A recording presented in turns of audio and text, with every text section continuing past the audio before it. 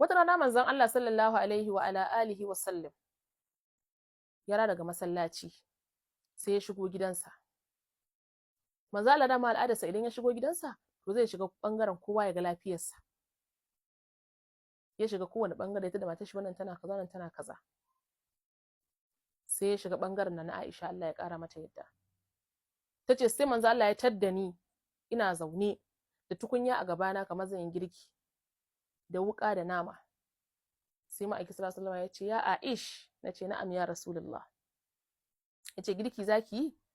Naga kin dauko wuka da wayewa. Tace na'am ya Rasulullah. Yace shin kina buƙatar in taya ki? Tace na'am ya Rasulullah. Manzo Allah ya zauna ya dauki wukar ta dauka ta rike, manzo Allah ya rike mata naman tana yankawa.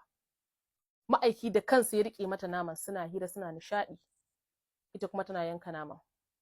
Bayan ta gama yankawa manzo Allah ya tashi ya je wanke hannunsa ya tafi. Ta dora wannan nama a wuta, nama ya dahu ba, ta juya ta kunna wuta da ci gadan lokacin da huwan nama ya tana kan nama bai dahu ba.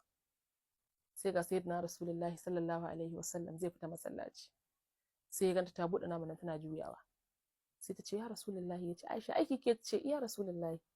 Ta ce naman nan da na dora ne ya sallallahu alaihi wasallam har yanzu bai dahu ba.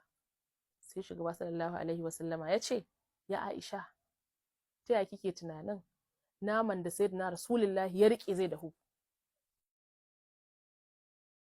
Ya ce ai ba zai dahu ba.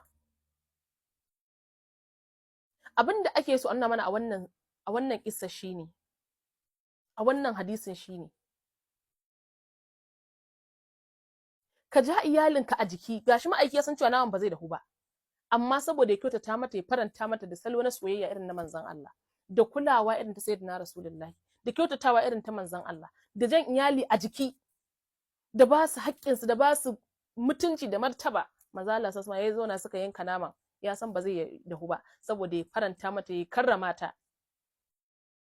Sayyidatuna Aisha Allah ya kara mata yadda, an sha soyayya da sayyidina Rasulullahi. Dan haka wanda yake son manzon Allah a cikin zuciyarsa, ba sai ka taba hannun manzon Allah ba. Idan kana son manzon Allah a cikin zuciyarka, wuta ba za ta ci ka ba.